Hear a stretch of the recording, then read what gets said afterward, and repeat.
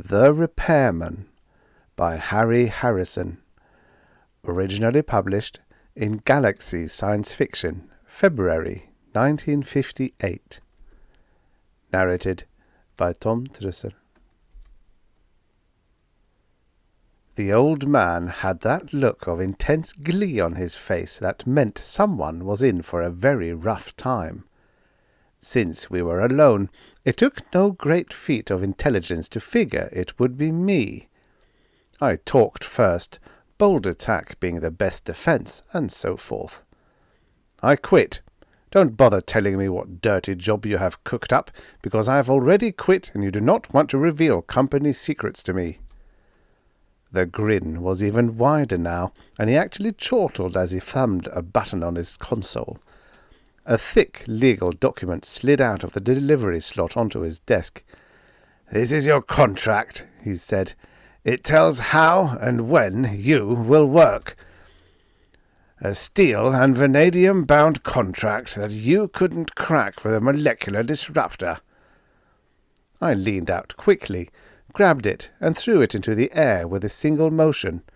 Before it could fall, I had my solar out and, with a wide-angle shot, burned the contract to ashes.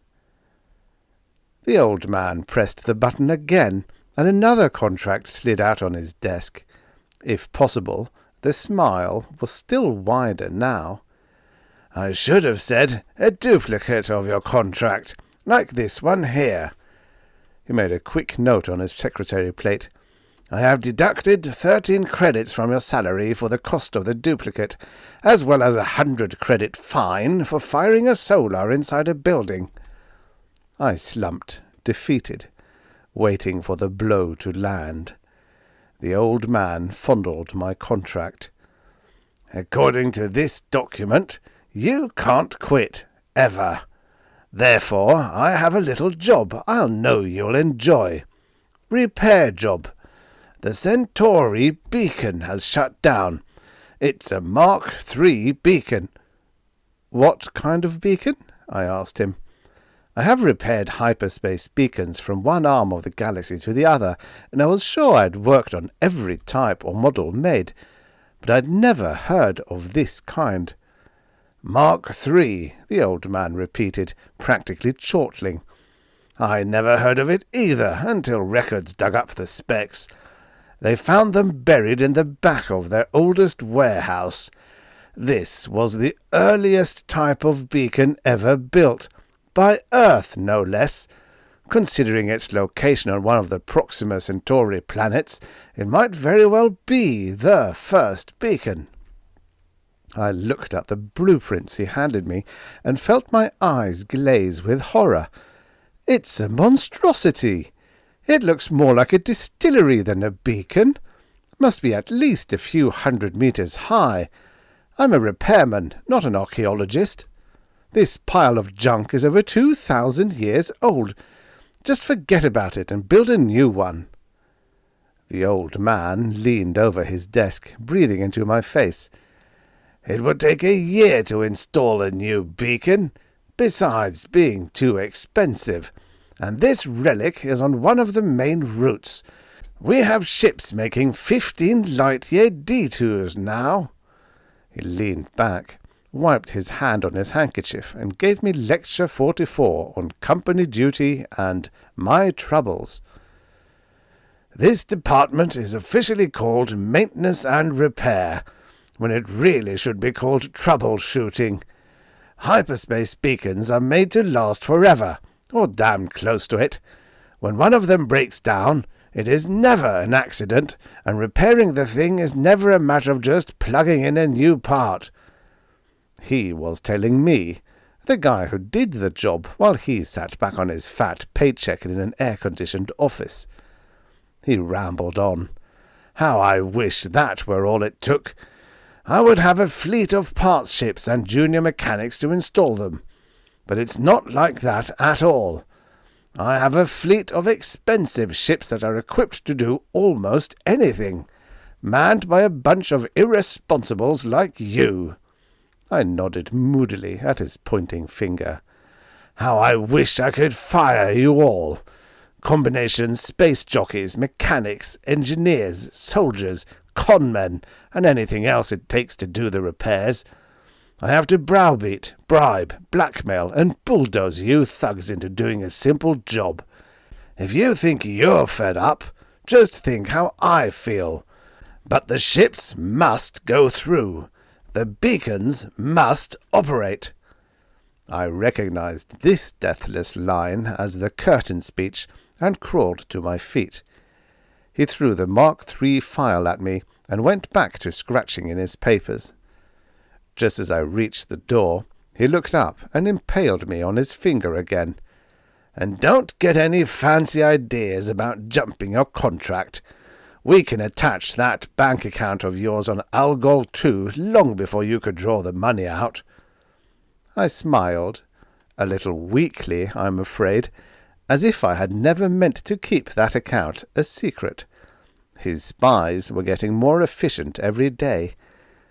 Walking down the hall, I tried to figure a way to transfer the money without his catching on, and knew at the same time he was figuring a way to outfigure me. It was all very depressing, so I stopped for a drink, then went on to the spaceport. By the time the ship was serviced, I had a course charted.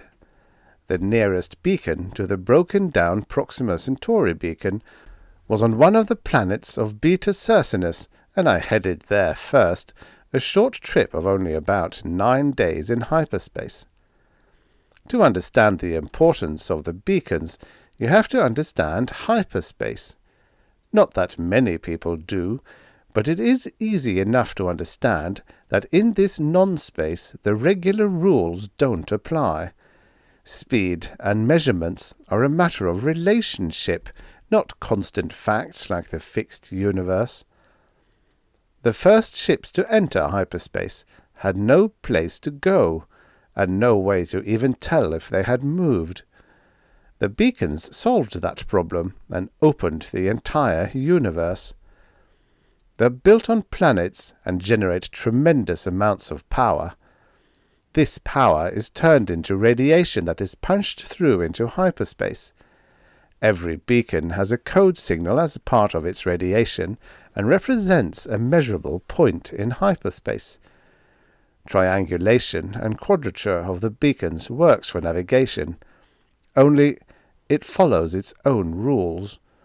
The rules are complex and variable, but they are still rules that a navigator can follow.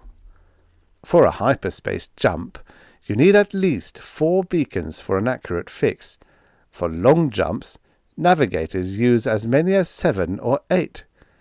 So every beacon is important, and every one has to keep operating.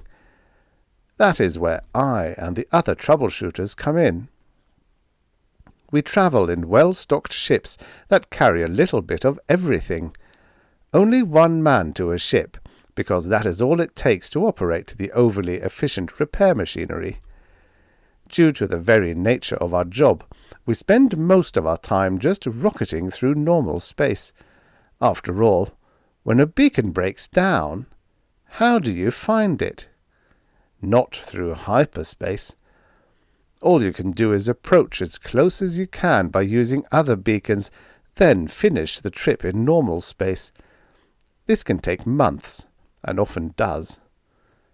This job didn't turn out to be quite that bad. I zeroed on the Beta Circinus beacon and ran a complicated 8-point problem through the navigator, using every beacon I could get an accurate fix on.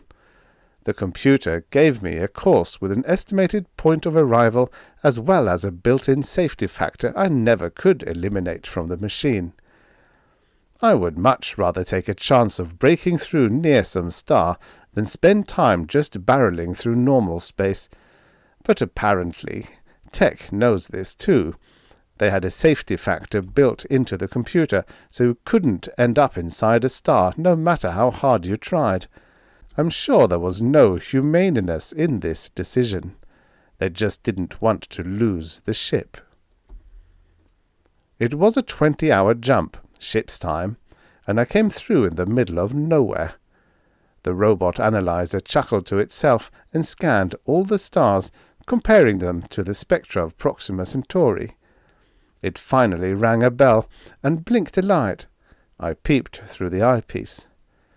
A fast reading with a photocell gave me the apparent magnitude, and a comparison with its absolute magnitude showed its distance. Not as bad as I had thought. A 6-week run, give or take a few days. After feeding a course tape into the robot pilot, I strapped into the acceleration tank and went to sleep. The time went fast.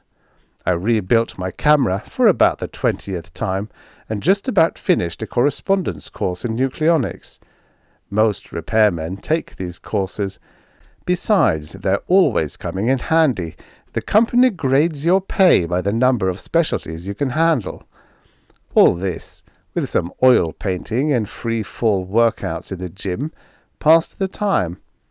I was asleep when the alarm went off that announced planetary distance.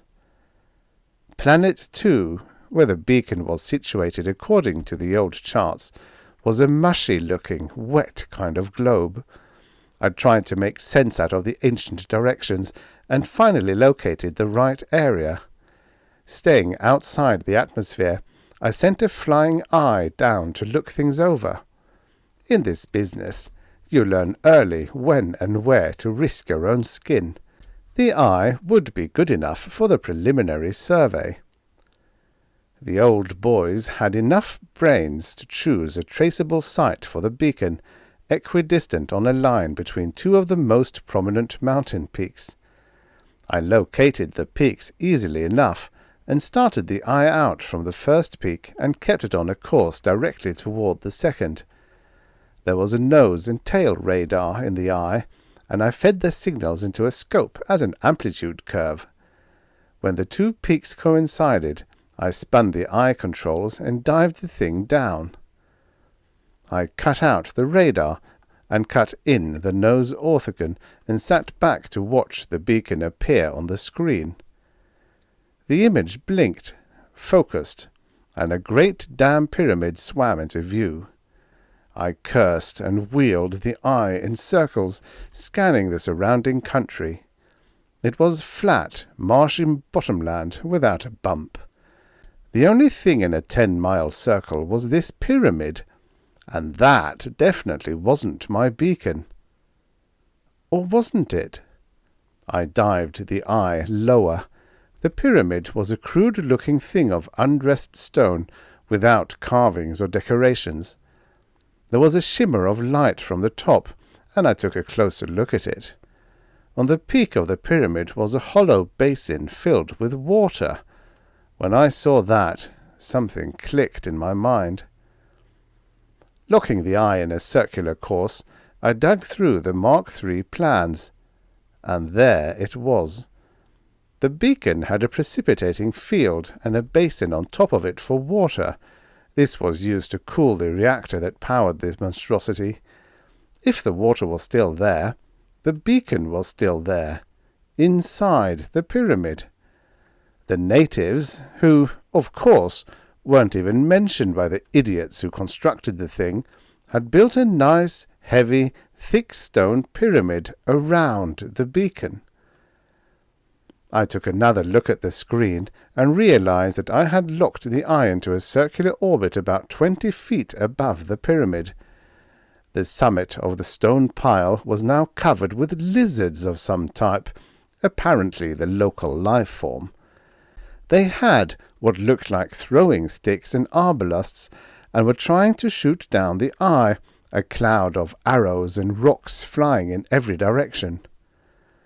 I pulled the eye straight up and away, and threw in the control circuit that would return it automatically to the ship.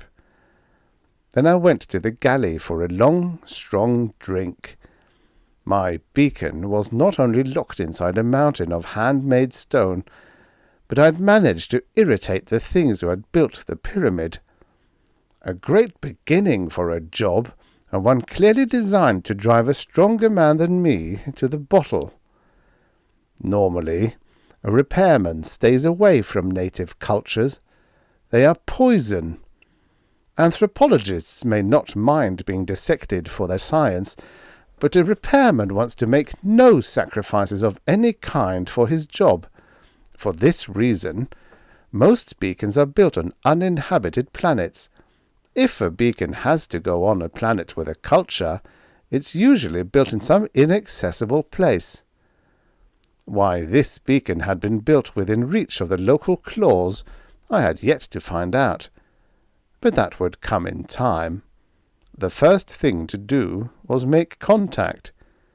To make contact, you have to know the local language. And, for that, I had long before worked out a system that was foolproof. I had a pry eye of my own construction. It looked like a piece of rock about a foot long. Once on the ground, it would never be noticed, though it was a little disconcerting to see it float by. I located a lizard town about 1,000 kilometers from the pyramid and dropped the eye. It swished down and landed at night in the bank of the local mud wallow. This was a favorite spot that drew a good crowd during the day. In the morning, when the first wallowers arrived, I flipped on the recorder. After about 5 of the local days, I had a sea of native conversation in the memory bank of the machine translator, and I tagged a few expressions. This is fairly easy to do when you have a machine memory to work with. One of the lizards gargled at another one, and the second one turned around. I tagged this expression with the phrase, "Hey, George," and waited my chance to use it. Later the same day, I caught one of them alone and shouted, "Hey, George," at him. It gurgled out through the speaker in the local tongue, and he turned around. When you get enough reference phrases like this in the memory bank, the empty brain takes over and starts filling in the missing pieces. As soon as the MT could give a running translation of any conversation it heard, I figured it was time to make a contact. I found him easily enough. He was a Centaurian version of a goat boy. He herded a particularly loathsome form of local life in the swamps outside the town. I had one of the working eyes dig a cave in an outcropping of rock and wait for him. When he passed the next day, I whispered into the mic, "Welcome, O goat boy grandson. This is your grandfather's spirit speaking from paradise." This fitted in with what I could make out of the local religion. Goat Boy stopped as if he'd been shot. Before he could move, I pushed a switch, and a handful of the local currency, wampum-type shells, whirled out of the cave and landed at his feet. "Here is some money from paradise, because you have been a good boy." Not really from paradise. I had lifted it from the treasury the night before. "Come back tomorrow, and we will talk some more," I called after the fleeing figure. I was pleased to notice that he took the cash before taking off. After that, Grandpa in paradise had many heart-to-heart talks with grandson, who found the heavenly loot more than he could resist. Grandpa had been out of touch with things since his death, and Goat Boy happily filled him in. I learned all I needed to know of the history, past and recent, and it wasn't nice. In addition to the pyramid being around the beacon, there was a nice little religious war going on around the pyramid. It all began with the land bridge. Apparently, the local lizards had been living in the swamps when the beacon was built, but the builders didn't think much of them. They were a low type and confined to a distant continent. The idea that the race would develop and might reach this continent never occurred to the beacon mechanics, which is, of course, what happened. A little geological turnover, a swampy land bridge formed in the right spot, and the lizards began to wander up Beacon Valley, and found religion. A shiny metal temple out of which poured a constant stream of magic water. the reactor cooling water pumped down from the atmosphere condenser on the roof. The radioactivity in the water didn't hurt the natives. It caused mutations that bred true. A city was built around the temple, and, through the centuries, the pyramid was put up around the beacon. A special branch of the priesthood served the temple. All went well, until one of the priests violated the temple and destroyed the holy waters. There had been revolt, strife, murder, and destruction since then. But still the holy waters would not flow. Now armed mobs fought around the temple each day, and a new band of priests guarded the sacred fount. And I had to walk into the middle of that mess and repair the thing. It would have been easy enough if we were allowed a little mayhem. I could have had a lizard fry, fixed the beacon, and taken off. Only native life forms were quite well protected. There were spy cells on my ship, all of which I hadn't found, that would cheerfully rat on me when I got back. Diplomacy was called for. I sighed and dragged out the plastiflesh equipment. Working from 3D snaps of Grandson, I modelled a passable reptile head over my own features. It was a little short in the jaw, me not having one of their toothy mandibles, but that was all right. I didn't have to look exactly like them, just something close, to soothe the native mind. It's logical. If I were an ignorant aborigine of Earth, and I ran into a Spican who looked like a 2-foot gob of dried shellac, I would immediately leave the scene. However, if the Spican was wearing a suit of plastiflesh that looked remotely humanoid, I would at least stay and talk to him. This was what I was aiming to do with the Centaurians. When the head was done, I peeled it off and attached it to an attractive suit of green plastic, complete with tail. I was really glad they had tails. The lizards didn't wear clothes, and I wanted to take along a lot of electronic equipment. I built the tail over a metal frame that anchored around my waist. Then I filled the frame with all the equipment I would need and began to wire the suit. When it was done, I tried it on in front of a full-length mirror. It was horrible, but effective.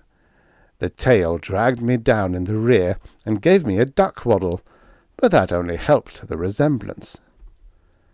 That night I took the ship down into the hills nearest the pyramid, an out-of-the-way dry spot where the amphibious natives would never go.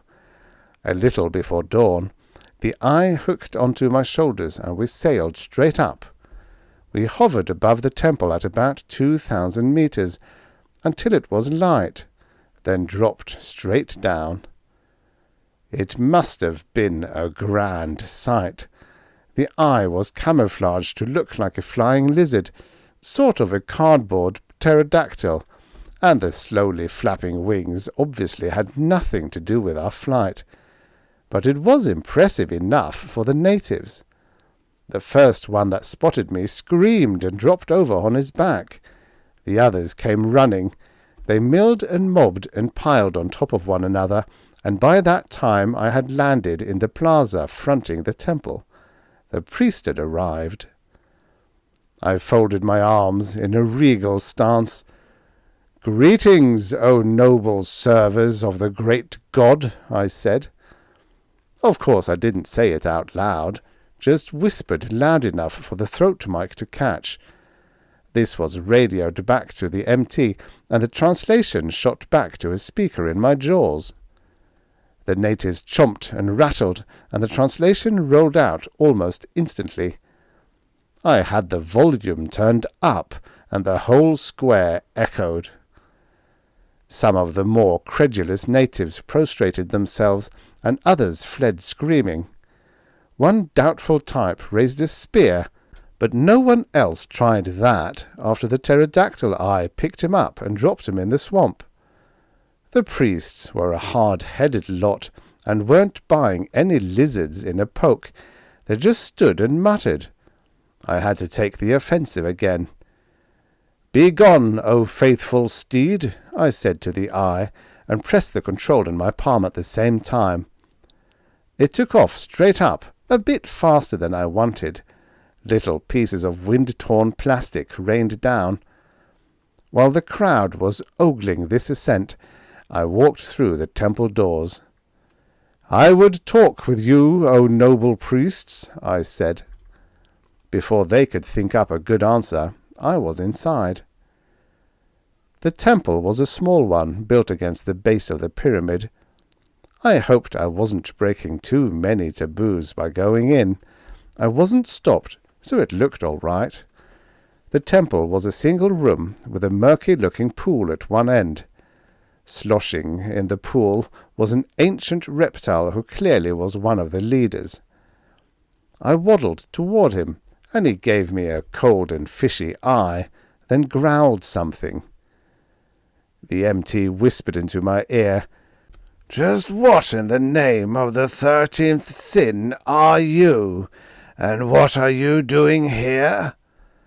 I drew up my scaly figure in a noble gesture and pointed toward the ceiling. "I come from your ancestors to help you. I am here to restore the holy waters." This raised a buzz of conversation behind me, but got no rise out of the chief. He sank slowly into the water until only his eyes were showing. I could almost hear the wheels turning behind that moss-covered forehead. Then he lunged up and pointed a dripping finger at me. "You are a liar! You are no ancestor of ours! We will—" "Stop!"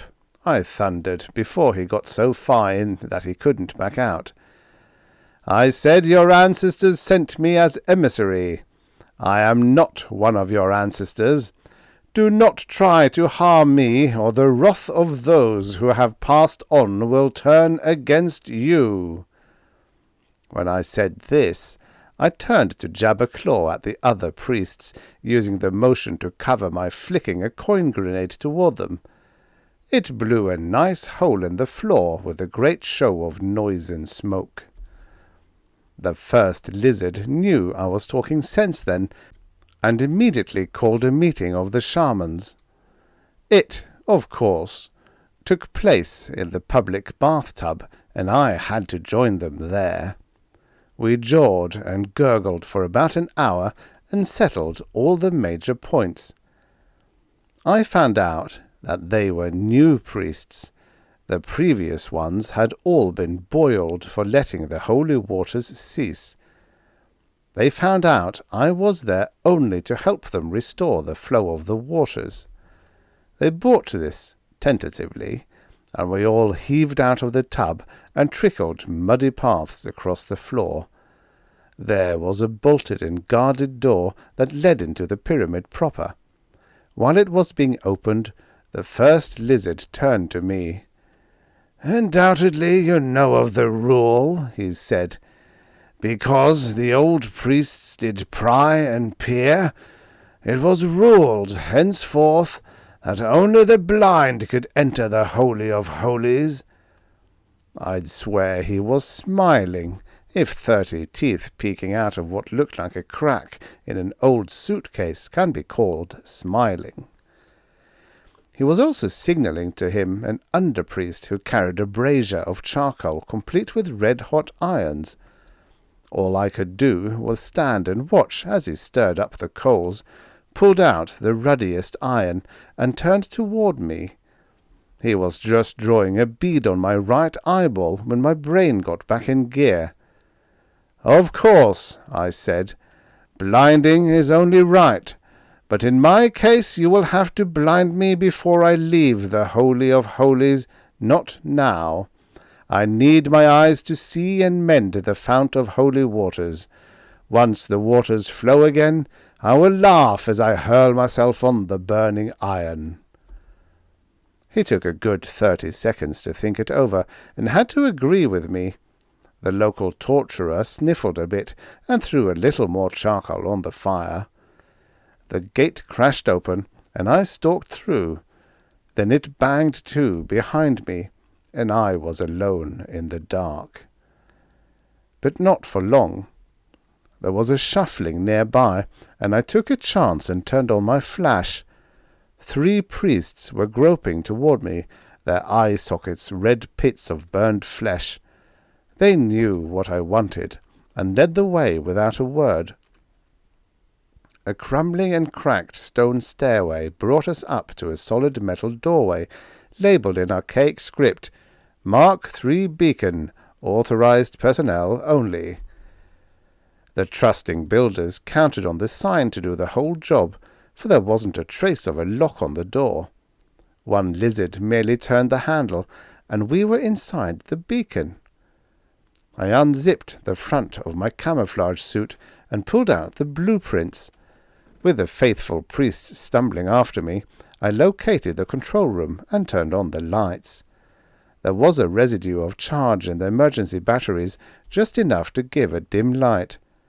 The meters and indicators looked to be in good shape, if anything, unexpectedly bright from constant polishing. I checked the readings carefully and found just what I had suspected. One of the eager lizards had managed to open a circuit box and had polished the switches inside. While doing this, he had thrown one of the switches, and that had caused the trouble. Rather, that had started the trouble. It wasn't going to be ended by just reversing the water valve switch. This valve was supposed to be used only for repairs after the pile was damped. When the water was cut off with the pile in operation, it had started to overheat, and the automatic safeties had dumped the charge down the pit. I could start the water again easily enough, but there was no fuel left in the reactor. I wasn't going to play with the fuel problem at all. It would be far easier to install a new power plant. I had one in the ship that was about 1/10 the size of the ancient bucket of bolts, and produced at least 4 times the power. Before I sent for it, I checked over the rest of the beacon. In 2,000 years, there should be some sign of wear. The old boys had built well. I'll give them credit for that. 90% of the machinery had no moving parts and had suffered no wear whatever. Other parts they had beefed up, figuring they would wear, but slowly. The water feed pipe from the roof, for example. The pipe walls were at least 3 meters thick, and the pipe opening itself no bigger than my head. There were some things I could do, though, and I made a list of parts. The parts, the new power plant, and a few other odds and ends were chuted into a neat pile on the ship. I checked all the parts by screen before they were loaded in a metal crate. In the darkest hour before dawn, the heavy-duty eye dropped the crate outside the temple and darted away without being seen. I watched the priests through the pry eye while they tried to open it. When they had given up, I boomed orders at them through a speaker in the crate. They spent most of the day sweating the heavy box up through the narrow temple stairs, and I enjoyed a good sleep. It was resting inside the beacon door when I woke up. The repairs didn't take long, though there was plenty of groaning from the blind lizards when they heard me ripping the wall open to get at the power leads.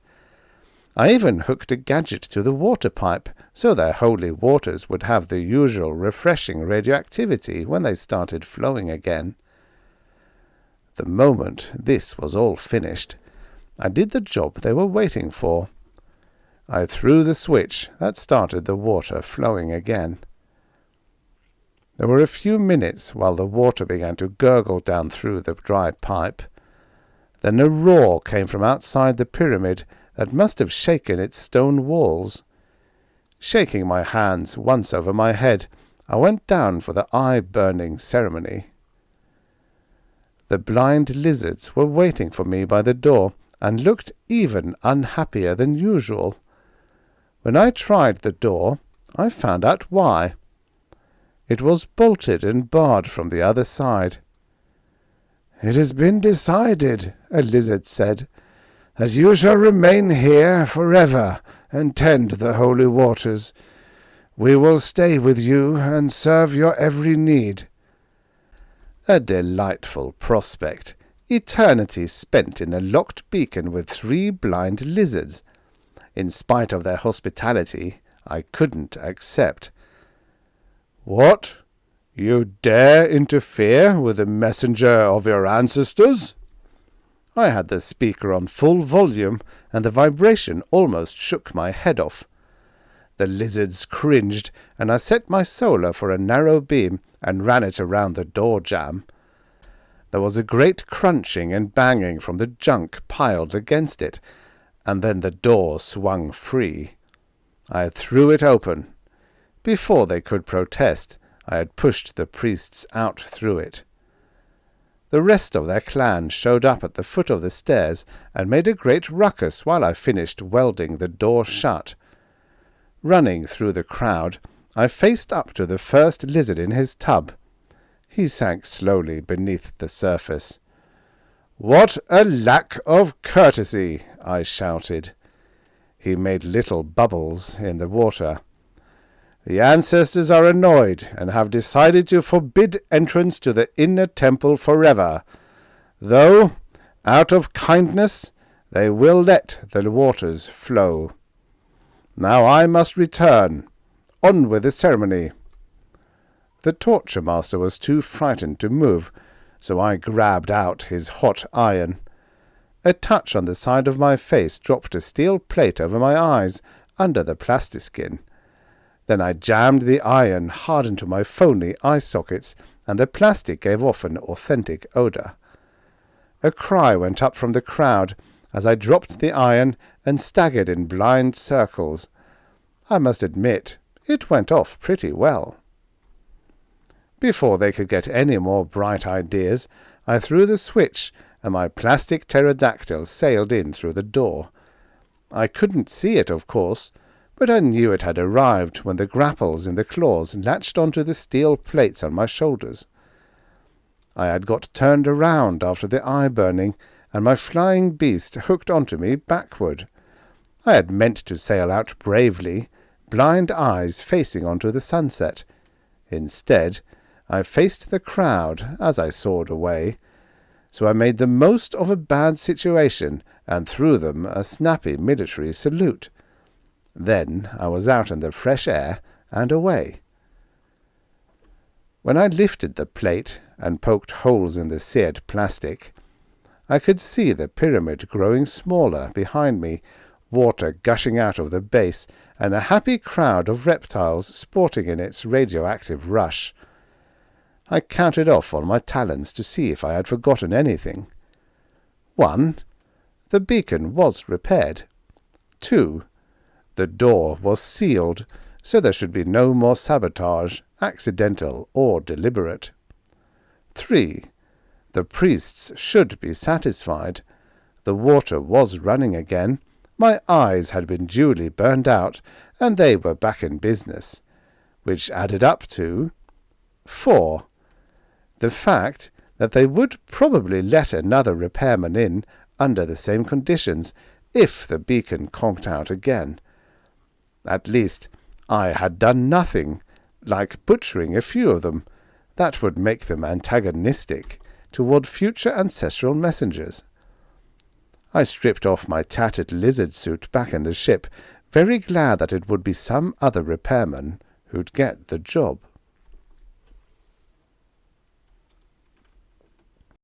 The end. Subscribe for your daily stories of futures past. You know, many of these stories were written in a time where 50 years ago was in the future.